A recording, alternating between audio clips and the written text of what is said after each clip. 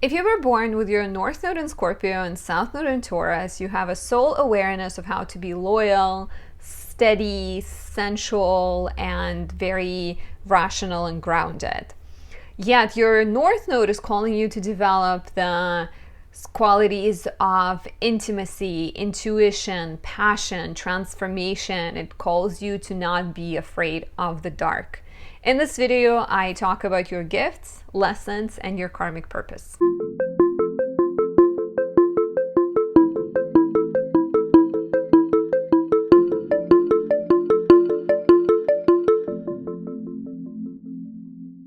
My name is Anastasia. I'm a traditional Western astrologer specializing in natal, relationship, and predictive readings. If you like my work, please support me by leaving a like or a comment, subscribing, and pressing that notification bell. All of that draws views to my channel, helps me grow. I appreciate that. You also have the option of saying thank you and buying me a coffee. Additionally, for all of your questions, if you want to know what the year ahead has in store for you, if you have your birthday coming up and you'd like to know what's happening right now or what's ahead, you can always book a reading with me at anastasiadoesastrology.com. On my website, you can also check out the shop section for all of my creations, such as candles, oils, planners, and more. So definitely give that a look. Before we talk about the North and South Node specifically, let's talk about it in a more general sense, right? What is North Node? What is South Node? North and South Node are not existing physical things. They are points of intersection between the solar and the lunar orbit. And whenever we get a new or full moon right at those intersection points, we get eclipses. So eclipses have always been they've always carried this major emphasis and influence in astrology. So North and South Node, because they connect to eclipses, they also carry that huge weight in astrology. And so there's a couple of ways of looking at the North and South Node. I like to cover them both to give you perspective, but in general, I think I really like looking at the North and South Node as the rise and the fall of karma. They're very karmic. They connect to your past lives. They represent lessons you're learning. They represent energies you're carrying over from other lifetimes, and they're here to tell you how to find a better balance. So modern astrologers oftentimes tend to put the South Node down, and they tend to lift up the North Node, and a lot of times you might hear that South Node is something you're letting go, it's you're mastering and releasing it, versus North Node is these like blessings and your complete focus in life, right? Which is not entirely true, because, or at least that's not what traditional astrologers used to believe, right? The traditional astrologers saw South Node as the release. It's the energy of spiritual focus, right? Like South Node, even if you look at those two intersections, right, between the solar orbit and the lunar orbit, the North Node represents the point of intersection as the moon is climbing up, versus the South Node is the moon going down. So North Node, according to that energy of climbing up, has the pull towards material gains. North Node is curious, it's hungry, it's the rise of fortune, right? It's the rise, or like the strong pull. It has very material focus. It has very hungry energy. Lance Armstrong, the famous cyclist, has his Mars conjunct North Node, and so Mars, being the competitive warrior within him, conjunct the North Node, made that warrior that much hungrier. So he was willing to break rules and to go really far to win. So North Node is not just good, right? Because it can take you in the wrong direction. So looking at it as like South Node bad, North Node good is not conducive to I think a balanced understanding. And I'm a Libra rising, so I'm all about balance. And South Node, because it's spiritual and it has to do with release, is also not all good, because if you're fully releasing responsibility, you can hurt people around you, right? You can step away too much. You can sort of escape. It's good to escape in meditation, I guess, but you can escape into drugs because you're so not focused or so not connected to the material realm, to your physical body.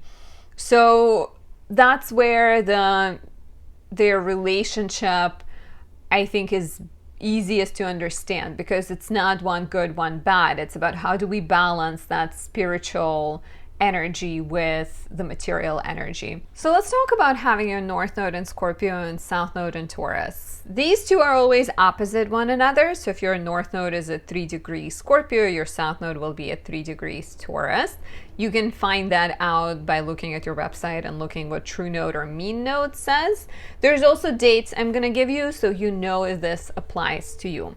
So North Node was in Scorpio between October 1956 and June 1958, July 1975 and January 1977, January 7th, 1977, February 1994 and July 31st, 1995, and then recently August 30th, 2012 until February 18th, 2014. And some famous people with this placement are Benedict Cumberbatch, Prince, Ryan Reynolds, and Abraham Lincoln. So not the worst company to be in. So when you have North Node in Scorpio, you have South Node in Taurus. And South Node, like I said, is your past karma, it's your lessons, it's your gifts on some level, right? So with South Node in Taurus, you have a soul of a farmer or an earthy goddess, right? That sort of Queen of Pentacles energy. You love simple things. You love to be slow and steady. You love enjoying and savoring the moment. You may not like to rush. You may be very nature oriented, enjoying spending a lot of time in the woods, by a creek, swimming. You sort of seek security, or you want security, right? And you appreciate, like I said, simple things in life, like a good meal, a soft fabric, a cozy environment, right? The negative, of course, is that you may stay in situations that become comfortable but are not conducive to your growth. So that's always the shadow side of any strong Taurus placement. I like the comparison of Taurus South Node to a farmer, somebody who is really close to the ground, somebody who mothers nature, deals with nature all the time. What am I thinking about? Mother Nature, right? Yeah. But also somebody who becomes a parent to the plants that they grow, to the seeds that they grow, right? Someone who's like bonded with animals and connected to the cycles of the earth. But then a crisis happens, right? Like your farm gets burned down, or at war, like the war comes, and we're talking about like past lifetimes, right? And now you are called to rebuild. You're called to face the difficulty. You're called to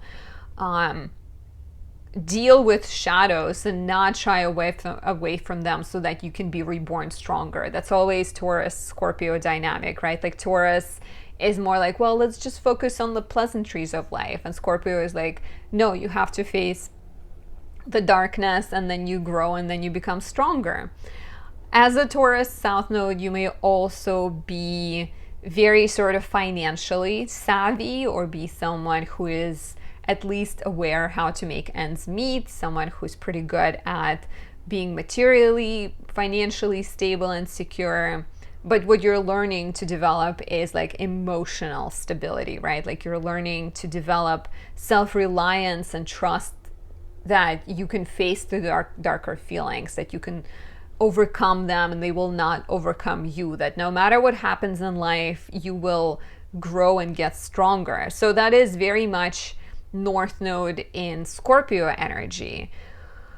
You can benefit in this lifetime through studying astrology, psychology, tarot, any kind of like esoteric sciences. You can become stronger by diving into spiritual realm.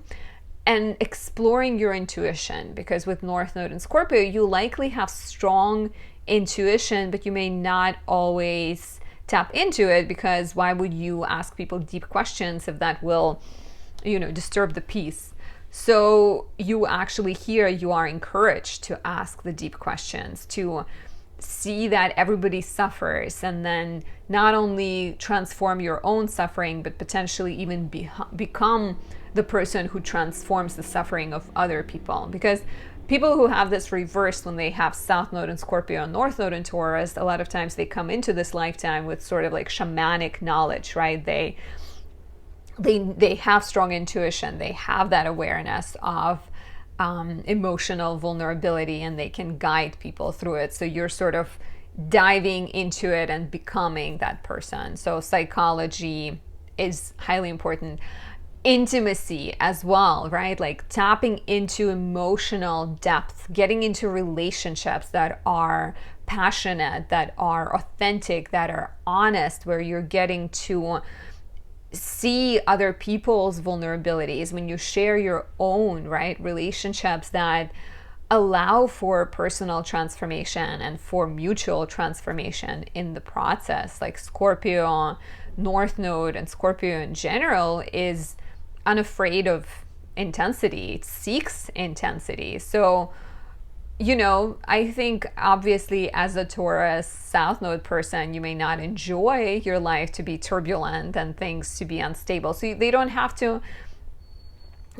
to be just like turbulence, but exploring, don't wait for things to befall you. Don't wait for your farm to burn down, right?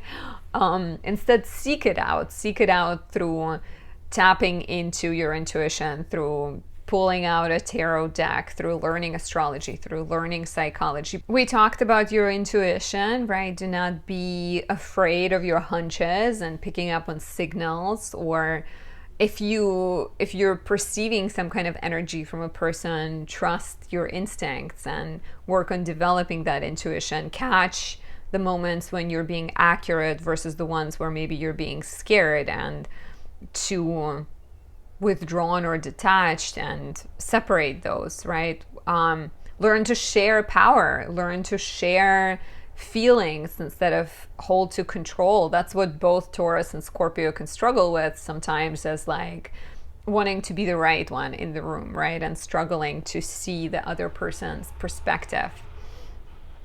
You will potentially enjoy doing investigative work, working as a detective, or working as a psychologist, or a sex therapist, or an actor or an actress, because that will potentially make it easier for you to get in touch with the feelings, because you don't have to be as direct as these are my feelings. You can channel them through the character, right? And sex, intimacy will become extra important for you too. Do not hide from your urges. Do not pretend that you are not a sexual creature, right? There is going to be a desire to have relationships that are very shamanic and intuitive and raw and vulnerable, like intimacy or closeness where you're skin deep, or even like relationship without skin, right? And do not be afraid of like those kind of feelings. I know it's easier said than done, but eventually, through kind of going, I think a lot of times we grow through our relationships, right? When we're single, life can be more stable on some level. Of course, the world is still chaotic and unpredictable place, but I think through the power of relationship, you will learn more. Perhaps there's a crisis emerging in a relationship and you have to go to therapy, or perhaps a partner is going through a hard time and you're learning how you're dealing with struggles through a relationship. Initially in life, you may sort of choose safe and stable relationships and get lost in them and get caught up in the dynamic to a point where you start to feel like you are not growing.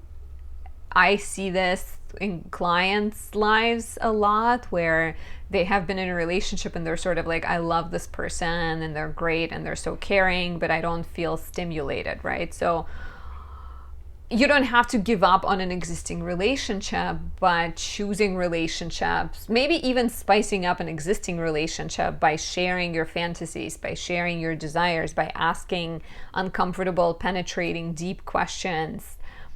And observe Scorpios for that, right? Like if you have Scorpios in your life, see how they talk about death and how they're sort of fascinated with the challenging topics. They're not afraid of, I mean, they're very vulnerable, but they're not afraid of vulnerability, I think.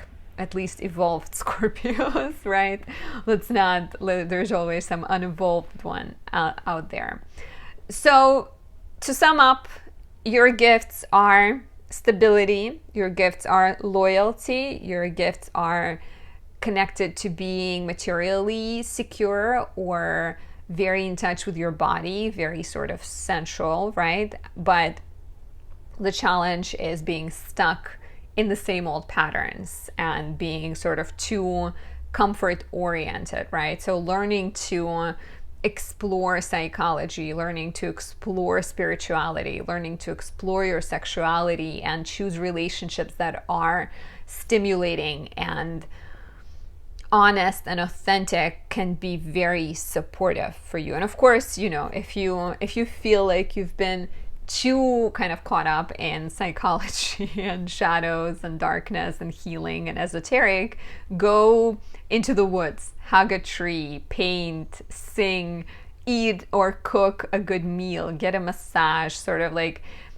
you know, remind yourself that you are a physical creature, you know, you have a body that needs to be tended to. Once again, do not give up on one over the other. You don't want to just become like a shaman in the woods who like grows their hair crazy long and forgets to take showers. So always be balanced. And that is all I have. I'm curious to hear your thoughts. I'd love to know if this resonated, if you have anything to add. What was your life been like? North Node matures closer to 42, which means we become more comfortable with it closer to 42, and we often tend to feel more attuned to our South Node early in life, and then sort of later we find a better balance. So looking forward to hearing from you guys, and I'll talk to you very soon. Bye.